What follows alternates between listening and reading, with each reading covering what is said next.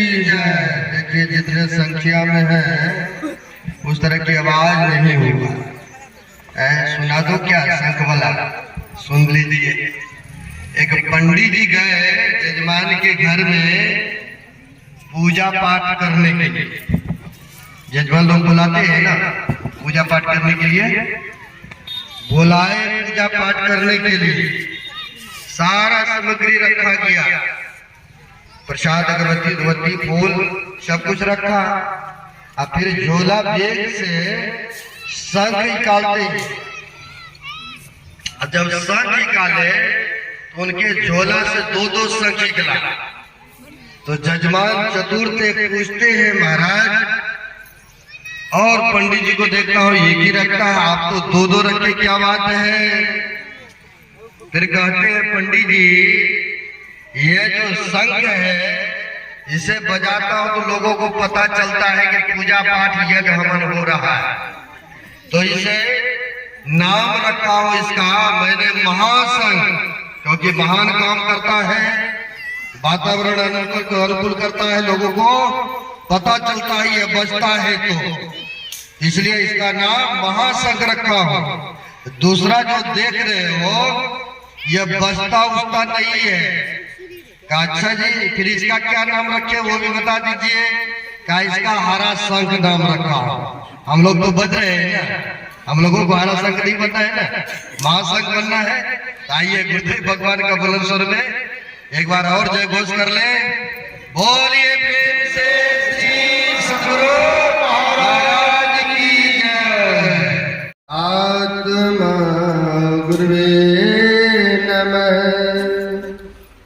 आदि गुरुदेव अनादि गुरुदेव अनंत गुरुदेव अखिल गुरुदेव चरण गुरुदेव शरण गुरुदेव श्री गुरु महाराज चरणारविंदो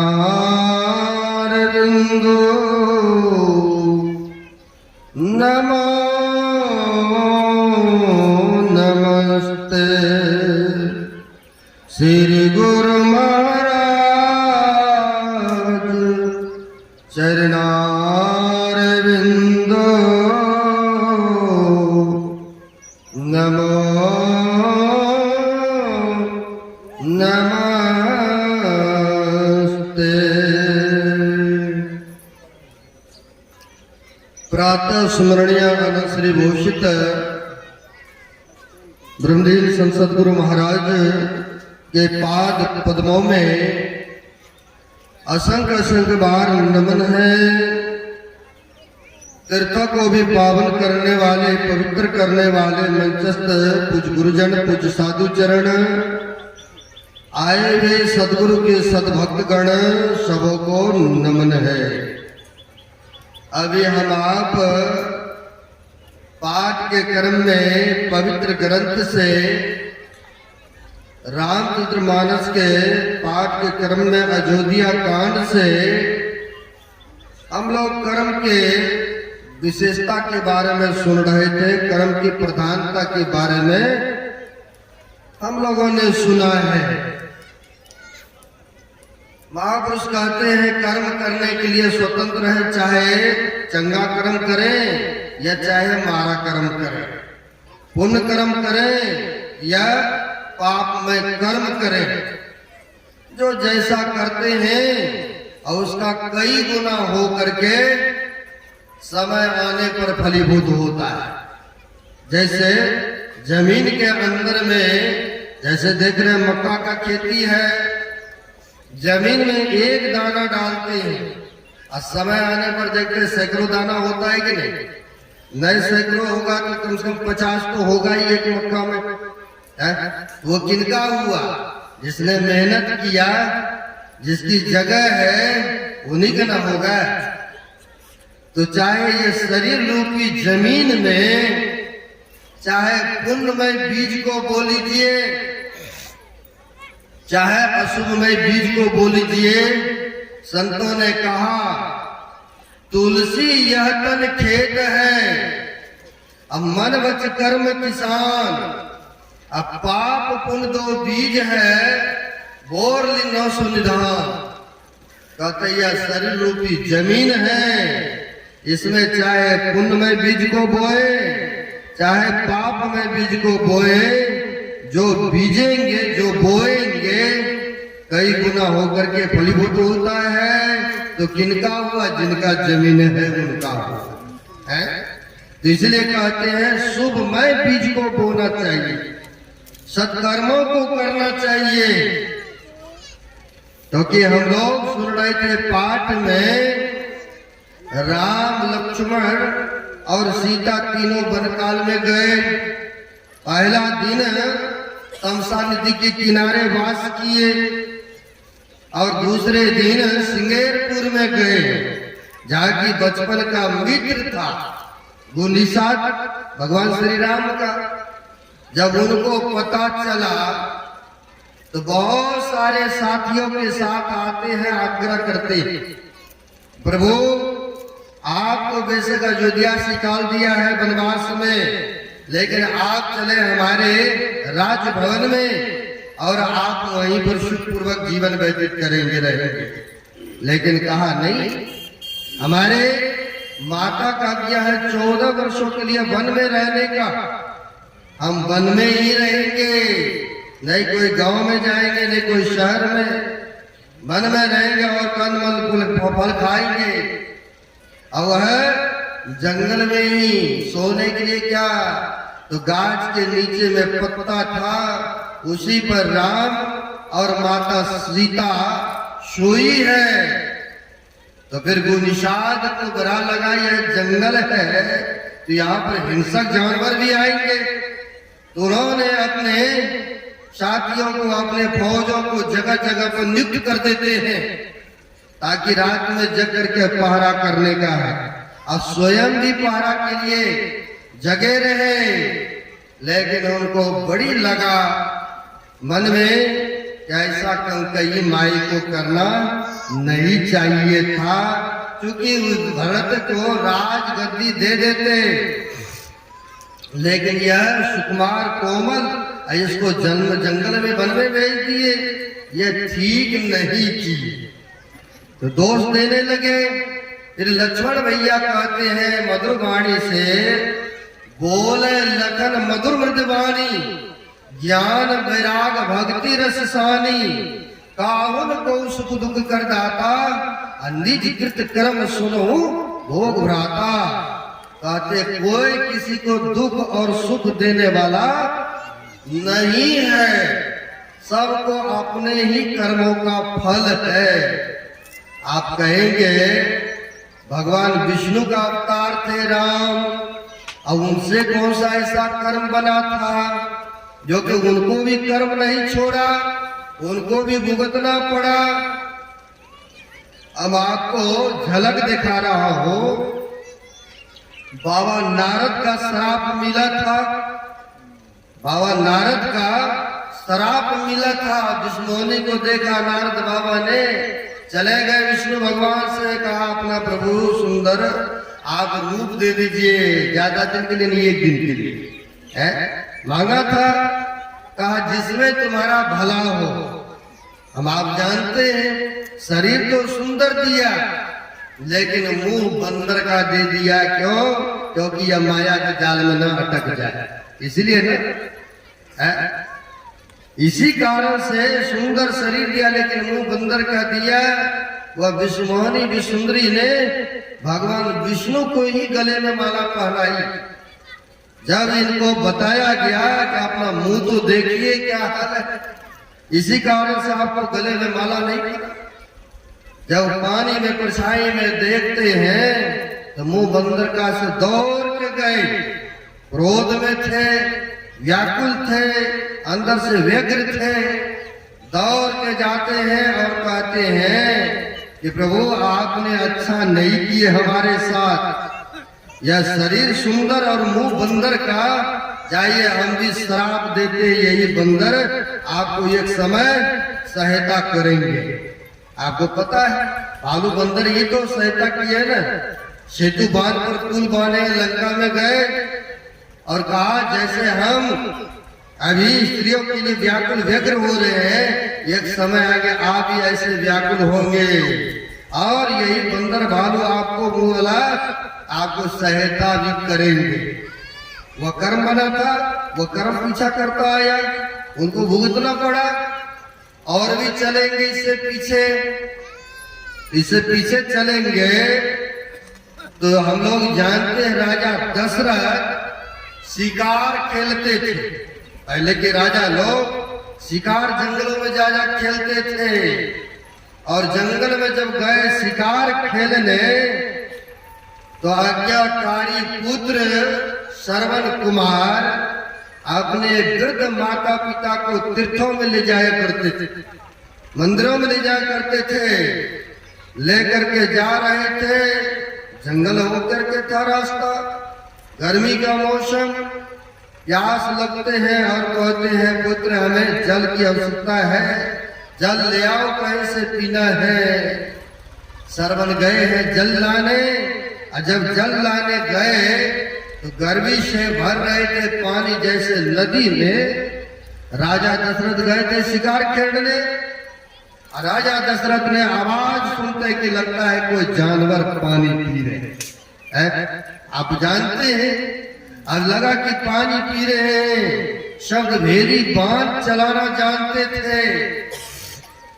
क्या करते हैं, राजा दशरथ वहीं से बांध छोड़ देते हैं।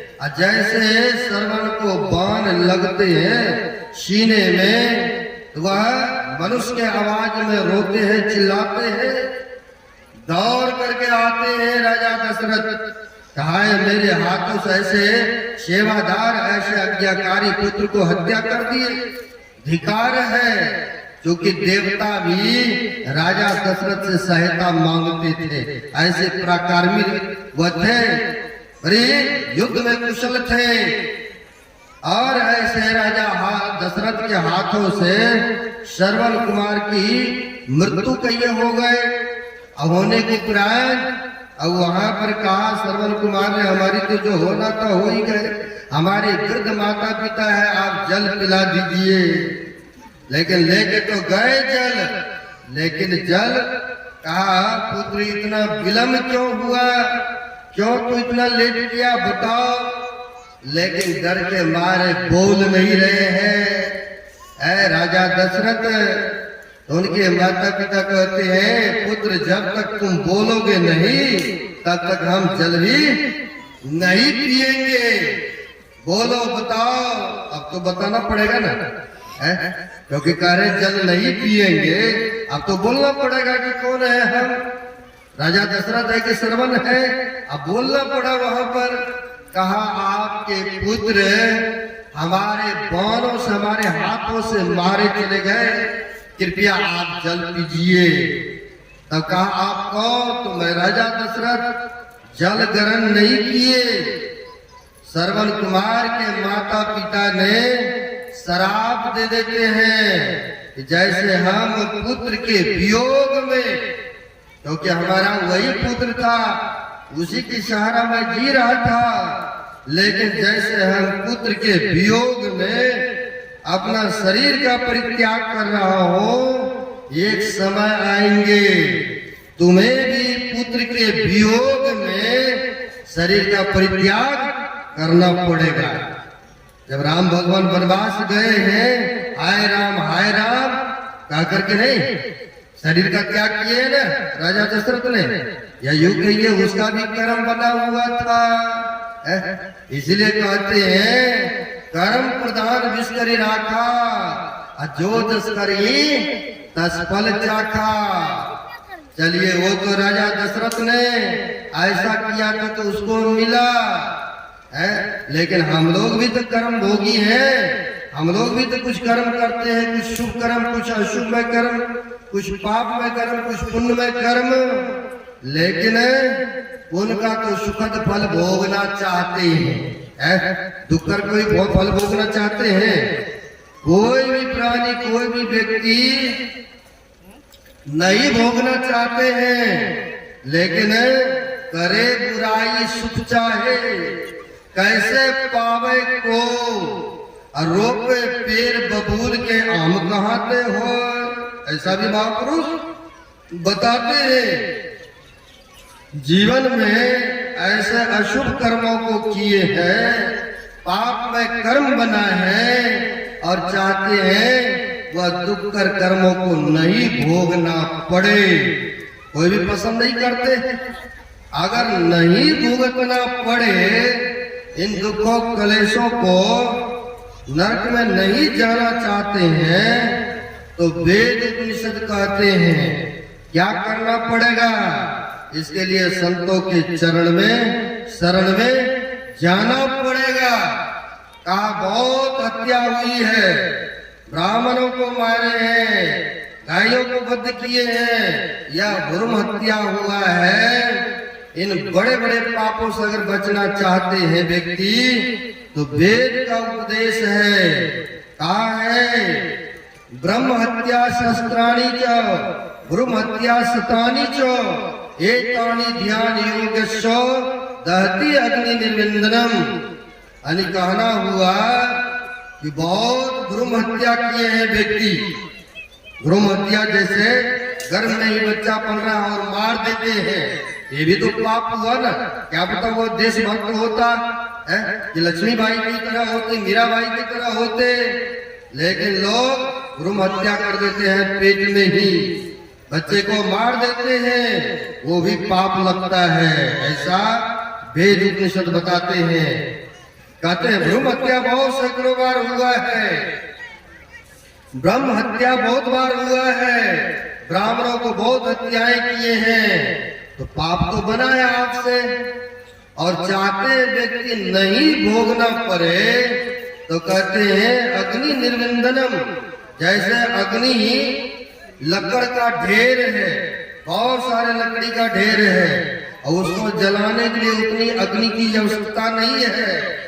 वह अग्नि को थोड़ी सी तिनका वह लकड़ के ढेर में व्यक्ति रख देते हैं, तो जला करके भस्म कर देते हैं कि नहीं। वैसे ही कहते हैं महापुरुषों के चरण शरण में जो व्यक्ति चले जाते हैं, जब उनसे शिक्षा दीक्षा लेकर के सुमरण करते हैं, तो हमारे गुरु महाराज भी इसका प्रमाण देते हैं। हम आप पढ़ते हैं या सुनते हैं, तो गुरुदेव भी कहने की कृपा किए हैं। कहते यही मानुष दे समैया में कर्म परमेश्वर में प्यार, अकर्म धर्म को जला खाकर देंगे तुमको तार। यानी तुमको उद्धार कर देंगे, तार देंगे भव सागर से।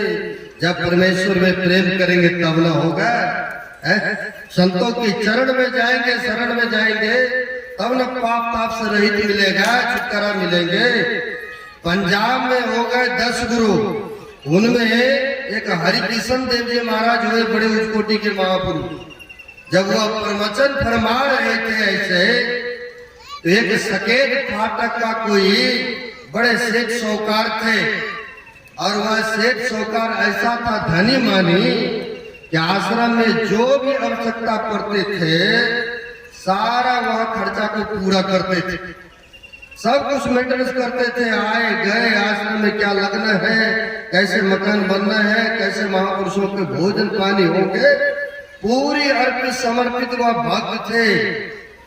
और जैसे वह आ रहे थे, कुटिया में प्रोग्राम सत्संग चल रहा था, जैसे वह आया, एंट्री किया आश्रम में, तो गुरुजी प्रवचन फरमा रहे थे कि कर्मों का फल सबों को भोगना ही पड़ेगा। कर्मों का फल गुरुजी फरमा रहे थे कि सबों व्यक्ति को भोगना ही पड़ेगा। यह कान में बात सकेत फाटक की जो राजा थे उनके कान में चले गए, और जब कान में गए इनको वह बात खटक गई मन में। इतना दान करता हूँ, इतना सत्कर्मों को करता हूँ, भजन भक्ति भी करता हूँ, गुरु जी के कहे अनुसार सुमरन करता हूँ, त्रिका संध्या करता हूँ, और जब यह कर्म फल भोगना ही पड़ेगा तो क्या फायदा है इतना दान पुण्य करने का। क्या फायदा है गुरु के बताए अनुसार चलने का। मन में आ बात, यह राजा को सेठ को खटक गए। अब इनके मन में बात चलने लगा।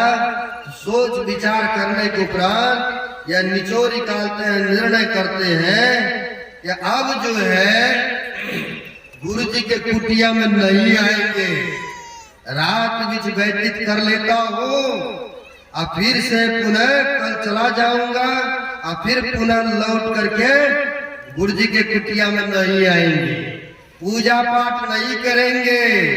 जब कर्मों का फल भोगना ही पड़ेगा, जब गुरु जी की कृपा हमारे ऊपर हो ही नहीं है, जब उनकी दया है ही नहीं, जब भोगना ही पड़ेगा तो हम स्वयं भोग लेंगे।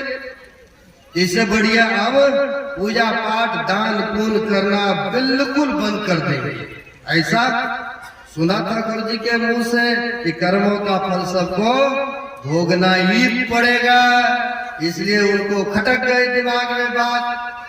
रात्रि होते हैं, भोजन करने के उपरांत रात्रि में सोते हैं, और सोने के उपरांत जो है स्वप्न में वह सेठ देखते क्या है कि हम घोड़े पर सवार होकर के जंगल होकर के जा रहे थे।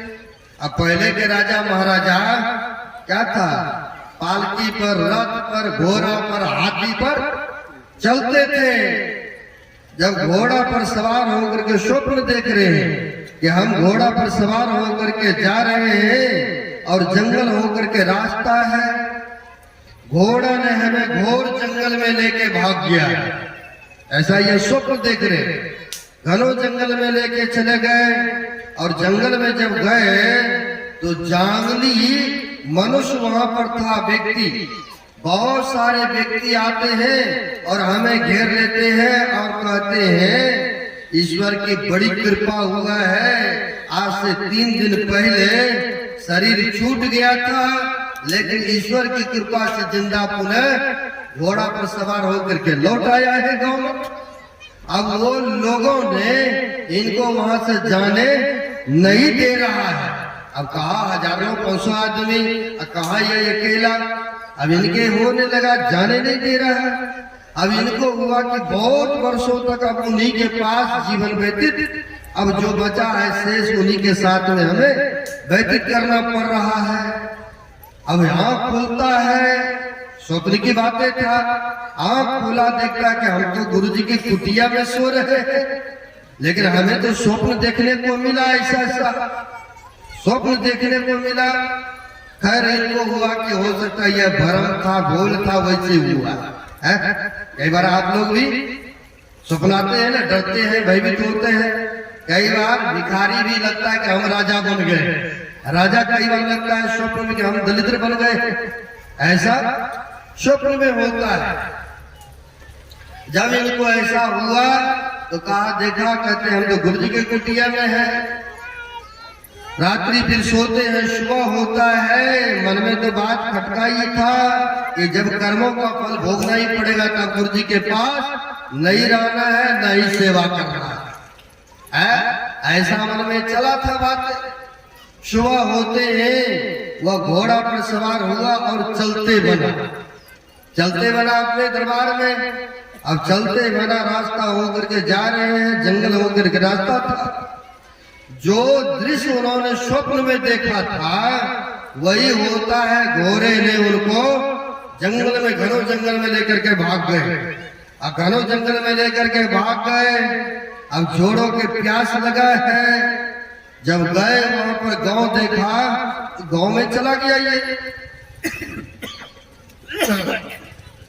जब गांव में जाते हैं तो गांव के लोगों ने इनको घेर लिया, पकड़ लिया और कहते हैं ईश्वर की बड़ी दया हुआ है, जिंदा लौट आया है। अब इनको पानी प्यास लगा, वो लोग कुछ सुनते नहीं है, और कहा बड़ी कृपा हुआ, आप जिंदा लौट आए, आप चलिए अपने टूटी हुई घर में रहिए। अब वहां पर उनको जबरन गांव में घर में रखने लगा जंगली लोगों ने अपने साथ में।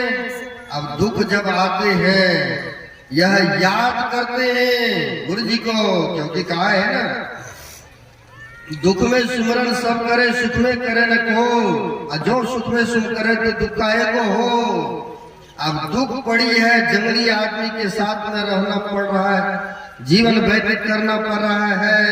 अब याद करते हैं गुरुदेव कृपा कीजिए, आप ही हमारी रक्षा कर सकते हैं, हमें बचा सकते हैं, हमें ये आदमियों से बचाइए, छुड़ाइए। संत तो अंतर्यामी होते हैं, संत जो होते हैं अंतर्यामी होते हैं ना, जाने जाने होते हैं। हमारे भक्त कौन सी विकट परिस्थिति में है, कौन से संकट में है, हम आप जानते हैं। गुरु महाराज के बारे में भी, गुरु महाराज के समकालीन में पत्नी बहुत भक्तिनी, लेकिन पति सत्संग में नहीं जाते थे, नहीं संतों के चरण में नमन करते थे, लेकिन पत्नी बेचारी बड़ी आग्रह करती रहती थी कि सत्संग में चलिए, संतों के चरण में जुड़ जाइए। अरे जुड़ेंगे जुड़ेंगे, समय जब आएगा कि नहीं, यानी चौथापन आएंगे तब, अभी खाने पीने दो, समय है, ऐसे ही लोग सोचते हैं। अब होता क्या है, सत्संग में नहीं जाते हैं, लेकिन गांव में लड़ाई झगड़ा हुआ, दोनों तरफ से लाठी दंगे चले, अब बीच में यह व्यक्ति पड़ गए छुड़ाने हटाने। कई बार आप लोग भी समझाते हैं, हटाते हैं, अब बीच में पड़ गए। अब पड़ गए तो हुआ क्या, वहां पर एक का मर्डर भी हो गए। अब मर्डर हुआ तो इन्हीं व्यक्ति का जो छुड़ाने हटाने वाले थे, ये गुरु महाराज के समकालीन की बातें हैं, हटाने वाले व्यक्ति ही बीच में पड़ गए और इन्हीं का नाम केस मुकदमा में डाल दिया, किसी ने कत्ल किया है। अब पड़ गए बीच में, अब केस में झंझट में फंस गए। अब तो इनको हुआ नोटिस आ गए कि इसने कत्ल किया है, तो 20 वर्ष इनको सजाए भी अवश्य मिलेंगे, अवश्य मिलेंगे। आप तो गरीब बेचारा थे, कोई सुनवाई नहीं है, कोई इनका आगे पीछे नहीं, वो लोग धनी मानी पैसे वाला बोल वाला थे। अब इनको सजाए की बातें आगे 20 वर्ष तक इनको सजाए मिलेंगे। तब पत्नी बेचारी कहती है कि कहते थे सत्संग में जाने के लिए, तो सत्संग में आप नहीं जाते थे, बिना मतलब के झंझट लड़ाई झगड़े में चले गए। हमें तो पूर्ण विश्वास है कि आप नहीं कत्ल किए, लेकिन फंस गए ना बीच में।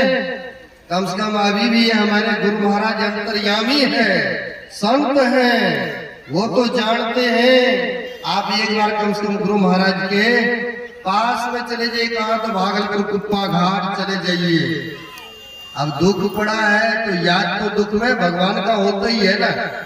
अब यह व्यक्ति आ गए कहा तो भागलपुर कुप्पा घाट गुरु महाराज के समकालीन में वह व्यक्ति आते हैं। गुरु महाराज कुर्सी पर बैठे हुए थे, यह व्यक्ति आते हैं, गुरु महाराज को नमस्कार करते हैं, प्रणाम करते हैं। गुरु महाराज ने बड़े गौर से देखते हैं उनको।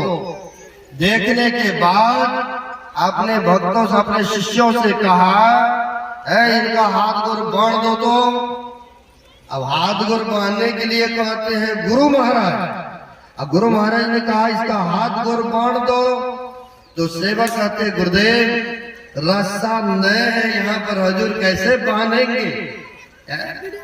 तो कहा नहीं है, व्यक्तों ने सोचा, शिष्यों ने सोचा कि ऐसे गुरु महाराज मखौल कर रहे हैं। थोड़ी देर के बाद फिर गुरु महाराज कहते हैं क्या पहने हुए हैं ये व्यक्ति है। कहा धोती और कुर्ता, क्योंकि बिहार यूपी में धोती पहनते हैं ना, 9-10 हाथ का है, लेकिन पंजाब वगैरह सब नहीं पहनते हैं ना। पैंट शर्ट चाहे वृद्ध हो चाहे कुछ भी हो, चाहे जवान हो, वहां पैंट शर्ट या पजामा पहनते हैं। तो गुरुदेव पूछते हैं क्या पहने हुए हैं। कहा धोती और कुर्ता हजूर पहने हुए हैं। कहा इसी के धोती खोल करके हाथ गोर बांध दो। अब तो रस्सा खोलने की जरूरत नहीं है ना, हाथ गोर बांध दिए, हाथ गोर बांध दिए, धूप में छोड़ दिए। अब बेचारा मन ही मन अफसोस कर रहे हैं, चिंतित हो रहे हैं कि पत्नी के कहने पर हम आए, एक तो हमें सजा भुगतना है और दूसरी बात यहाँ पर भी सजा हमें मिल गई। संतों महात्मा को तो दया होना चाहिए, लेकिन पत्नी के कहने पर हम आए गुरु बाबा को प्रणाम करने, कुछ तो बिगाड़ा नहीं और हमें यह सजा धूप में हाथ गोर बांध करके छोड़ दिया। नहीं पानी नहीं भोजन, कई घंटा तक धूप में पड़ा रहा। कई घंटा जब तक पड़ा रहा तो गुरु महाराज ने उन शिष्यों से कहा, क्या जी उनका हाथ पर खोला कि नहीं? कहा गुरुदेव का आदेश हुआ था बांधने का, तो हम लोगों ने बांध रखे हैं, अभी तक तो खोले नहीं हम लोग। कहा अच्छा जाओ अब खोल दो उनको हाथ पर का बंधन। व्यक्ति गए और खोलते हैं हाथ पर का बंधन। अब मुड़ करके नहीं आते, कहीं फिर न कोई पंगा में डाल है, मुड़ करके नहीं आए, सीधी बदबदाते हुए गुस्सा क्रोध करते हुए कि हमारी पत्नी ऐसे गुरु बाबा का पूजा पाठ करती है, कल से कहेंगे वो भी छोड़ दे पूजा पाठ करना। सीधी गेट की तरफ गए और बाहर होकर के गए, घर को पहुंचते हैं, संध्या होने को चला। जा करके पत्नी से बहुत तरह के बातें को सुनाया। ऐसे तुम्हारे कहने पर हम गए साधु बाबा के पास, गए तो नमस्कार किए। नमस्कार तो बहुत लोग कर रहे थे, क्योंकि हम भी वहां पर नमस्कार किए, लेकिन हमको बड़ी गौर से देखा और देखने के बाद का हाथ गोर बांध दो और बांध भी दिया हमारी धोती से। कई घंटा तक हमको तो छोड़ दिया धूप में, नहीं तो अन्न दिया, नहीं पानी तक भी नहीं दिया। अरे तरह तरह के बातें पत्नी को कह सुनाए व्यक्ति ने। पत्नी को पूर्णतः विश्वास थे कि हमारे गुरु महाराज जो किए होंगे हमारे लिए ठीक ही किए होंगे। सुनती रही, चुप रही, सुनती रही। बोलते बोलते व्यक्ति चुप भी तो होंगे ना, चुप होते हैं। भोजन दिया, खाया, रात्रि सोते हैं। जैसे सुबह हुआ एक मुंशी उधर से आते हैं पूछते हुए कि फलाना व्यक्ति का यही घर मकान है? बोला हाँ, क्या बात है? कहा ये नोटिस है, यह नोटिस है कि जिस व्यक्ति का अब सजा नहीं होंगे, जिसने कत्ल किया था वो व्यक्ति पकड़े गए। श्री सद्गुरु महाराज की जय। अब इनको महसूस होने लगा हमारे गुरु महाराज जो संत कली बांध करके धूप में छोड़ा था, लगता कि हमारा 20 वर्षा सजा महापुरुष के चरण शरण में गए थे, वह एक दिन में ही काट दिए। अब तो बेचारा महसूस किया और पत्नी से कहते चलो चलो हम भी अब दीक्षा लेंगे और भजन ध्यान करेंगे, है ना? भजन ध्यान करेंगे क्योंकि गुरु का कृपा, संतों की कृपा हो गए। दूध की दूध, पानी की पानी हुआ है, तुरंत विश्वास हुआ है। अब यहाँ पर भी सकेत फाटक के जो राजा थे, इनको भी जंगली आदमी ने घेर रखा है। अब इनको हो रहा है यहाँ पर तो ये एक बात भी नहीं सुन रहा है। हम कह रहे कि हम सकेत फाटक की राजा है, वहाँ की मानव है, तुम्हारे साथ के नहीं है, लेकिन ये लोग जबरन हमें इसी गांव में इसी टूटी फूटी घर मकान में रख रहे हैं। अब तो बड़ा दुख की घड़ी आ पड़ी है। कहाँ वहाँ बढ़िया बढ़िया भोजन होते थे, अब यहाँ पर रूखी सूखी खा रहे, टूटी घर महल में रह रहे। अब बेचारा याद करते हैं, मन ही मन याद करते हैं, क्योंकि बेटा पोता को सुमरते याद करते तो वहां कोई पुकार सुनता ही नहीं, लेकिन संतों को याद करते हैं। जिन महापुरुषों से जुड़े हुए थे उनको याद करते हैं, गुरुदेव कृपा कीजिए, ऐसी दुख की घड़ी है, ये लोग हमें जाने ही नहीं दे रहा है, इसी टुटली घर में रहना हो रहा, रूखी सूखी खाना हो रहा है, कब तक हमें भुगतना पड़ेगा इसका भी कोई अता पता नहीं है, क्योंकि हमें यहाँ से जाने ही नहीं दे रहा है। गुरुदेव कृपा करें, कृपा करें, मन ही मन पुकार रहे हैं। दुख होता तो आप लोग भी विशेष याद करते हैं ना। अब वहां पर याद कर रहे हैं, संत जो होते हैं अंतर्यामी होते हैं, जानी जान होते हैं। वह जान गए कि हमें याद कर रहा विकट परिस्थिति में है। अगर याद करते कहते जो गुरु बसे बनारसी आशीष समुंदर तीर एक पलक बिछड़े नहीं जो गुण हो शरीर, बेशक 7 समुद्र पार में क्यों न हो। सच्चे दिल मन से अगर पुकारते हैं तो गुरु जी का कृपा हो जाता, गुरु जी भी आ जाते हैं। अब याद करते हैं मन ही मन गुरुदेव कृपा किया जाए, इन लोगों से छुड़ाया जाए। अब संतों की मौज होते हैं। अब गुरुदेव पहुंच जाते हैं उसी जंगल में। जंगल में पहुंच गए, उन जंगली आदमी के पास में पहुंचते हैं। अब पहुंचते हैं तब इनको हुआ सेठ को, अब कम से कम गुरुदेव आ गए हैं, लगता है हमें छोड़ा करके बचा के इन लोगों के पास से ले जाएंगे अपनी कुटिया या महल में। अब थोड़ा सा हुआ उनको, गुरुदेव देखिए कई दिनों से हमें ये लोग जाने ही नहीं देते हैं, पकड़ रखे हैं और कहते हैं ईश्वर की कृपा हुआ जिंदा लौट आया घोड़ा पर चढ़ करके। इनके गांव के लोग ना जाने कब मरा नहीं मरा क्या हुआ, और कहते जिंदा लौट आया। कहीं मरा हुआ व्यक्ति लौट आते हैं क्या? और ये लोग हमें जाने ही नहीं देते हैं। आप ही गुरुदेव इनको समझाइए, बुझाइए, बताइए। आप तो जानते हैं हम आपका शिष्य है, भगत है। कहा अब तुम मत घबराओ, अब तुम मत घबराओ, मत फिक्र करो, हम आ चुके हैं। अब देखिए संतों के कैसे कृपा होते हैं। कहा अब तुम मत घबराओ। उन लोगों की सभा लगी। सभा में गुरुदेव कहते हैं कि देखो जी ये हमारा शिष्य है, ये सकेत फाटक का सेठ है, क्योंकि तुम्हारे गांव का व्यक्ति नहीं है। कई बार क्या होता है एक ही शकल का 2 व्यक्ति मिलता जुलता होता है, तो वो लोग कहते नहीं नहीं ये हमारे ही गांव के हैं। 3 दिन पहले इनका शरीर छूटा था, लेकिन ईश्वर की कृपा से यह जिंदा घोड़ा पर चढ़ करके वहां से यहाँ आ गए हैं शरीर से। अब इसको जाने नहीं देंगे। कहा देखो भाई ये हमारा भक्त है, शिष्य है, तुम लोग नहीं मान रहे हो, अगर मैं सबूत के साथ दिखाऊं बताऊं तो कहा फिर मान जाएंगे। कहा अच्छा ये बताओ जो व्यक्ति का शरीर छूटा है और शरीर छूटा है तो कहाँ उसको दफनाया है? ये भी तो होगा ना प्रमाण सबूत। कहा वो जा करके वहां पर जंगल में जमीन के अंदर में दफनाया हो। बोला ठीक है दफनाए, अगर शरीर वहां पर नहीं होगा तब हम इनको छोड़ देंगे तुम्हारे साथ जीवन पर्यंत। तुम लोग कहते हो ना ईश्वर की कृपा हो, घोड़ा पर सवार होकर के लौट आया है, अगर वहां पर नहीं होगा वो शरीर फिर मैं छोड़ दूंगा तुम लोगों के साथ रहने के लिए, तब तो विश्वास होगा ना। कहा तब तो ठीक है चलिए देखते हैं। अब गुरुजी ने सब व्यक्ति को ले गए जहां पर दफनाया था।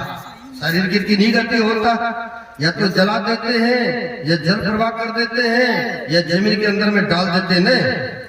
कहा चलो देखते हैं। जब गए वहां पर मिट्टी हटाते हैं, 3 दिन में ही तो गल तो नहीं जाएंगे ना, या 2-4-5 दिन में ही तो खत्म नहीं हो जाएंगे शरीर। अब वहां से मिट्टी हटाया जहां पर दफनाया था, तो मिट्टी जब हटाते तो वहां पर भी वो व्यक्ति प्रेजेंट में मिट्टी की तरह दबा हुआ था। तब इन लोगों को हुआ कि वास्तव में ये आपका ये भगत है, शिष्य है, अब ले जा सकते हैं। हम लोगों को पूर्ण विश्वास हो गया कि यह व्यक्ति हमारा गांव का नहीं लेकिन मिलता जुलता था, इसलिए हम लोगों ने घेर रखा था, पकड़ रखा। अब ले जाइए आप। जब ले जाने की बात हुआ, गुरुजी के साथ यह सेठ चलने लगे। जाते जाते रास्ता में कहते हैं गुरुदेव काश आप नहीं आए होते तो ना जाने हमें कितने वर्षों तक कब तक इन लोगों के जंगली लोगों के पास साथ में रहना होता है? लेकिन आपकी कृपा है, आपकी दया है, आपने हमें बचा लिए। तब गुरुजी ने भी कहा कि सेठ जी तुमने तो यही सोचा था ना, यही मन में तुम्हारी चल रहा था ना कि कर्म का फल हमें भोगना ही पड़ेगा, तो फिर हम क्यों दान करें, क्यों हम पूजा पाठ करें, क्यों इतना सेवा करें। भोगना तो पड़ा तुमको, लेकिन तुम हमारे सानिध्य था, हमारा सेवा किया था, भक्ति स्मरण किया था, लेकिन बहुत वर्षों तक तुम्हें उसके जाकर के जंगली आदमी के बीच में रहना था। लेकिन तुम मेरे चरण में, मेरे शरण में था, लेकिन मैंने थोड़े से भुगता करके थोड़े काल उस जंगली आदमी के साथ में छोड़ करके वह जीवन पर्यटन के दुख भोगना तुम्हें हमने 1-2-4 दिन में ही खत्म कर दिया, 2-4 दिन में ही खत्म कर दिया। अगर तुम मेरे छत्र छाया में नहीं होते, मेरे चरण शरण में नहीं होते, तो ना जाने तुमको कितने वर्षों तक तुम्हें वही टुटली घर में रहना था और जंगली आदमी के साथ में रहना था और रूखी सूखी खाना था। अब देखिए कहने का सारांश भाव हुआ, भोगना तो पड़ा, लेकिन कुछ ही दिन भोगना पड़ा ना, कहा वर्षों रहना था। अगर किसी को ऑपरेशन करना होता है, यूं ही चीड़ा डॉक्टर लगाना फाड़ना प्रारंभ कर देंगे तो फाड़ने देंगे कोई भी, एक फुंसी को भी नहीं फाड़ने देंगे। तो पेट की किडनी की बात तो बात की रही, तो क्या करते हैं, सुन कर देते हैं, बेहोश कर देते हैं। फिर जब चीड़ा फाड़ा करते हैं व्यक्ति को पता भी नहीं लगता है, नहीं चलता है, ऑपरेशन सब कर देते हैं, बाद में जाके पता चलता है ना। थोड़ा पीड़ा तो होगा क्योंकि कीड़ लगाया, फाड़ा गया है, बाद में पता चलता है। भोगना तो पड़ा, लेकिन वैसे ही भोगना पड़ता जैसे बेहोश कर दिया, दुख तो भोगना पड़ेगा, लेकिन थोड़े काल भोगना पड़ता है ना व्यक्ति को, क्योंकि कर्म आपसे बना है, कुछ ना कुछ तो भोगना पड़ेगा। लेकिन संतों की चरण शरण में रहने के उपरांत बहुत विशाल दुख को भोगना था, थोड़ी से भोग करके मुक्त करा दिए। इसलिए कहा है महापुरुषों ने, कबीर संगत साध की, कबीर संगत साध की साहब यावे याद, लेखा में सोई घड़ी बाकी दिन सब बर्बाद।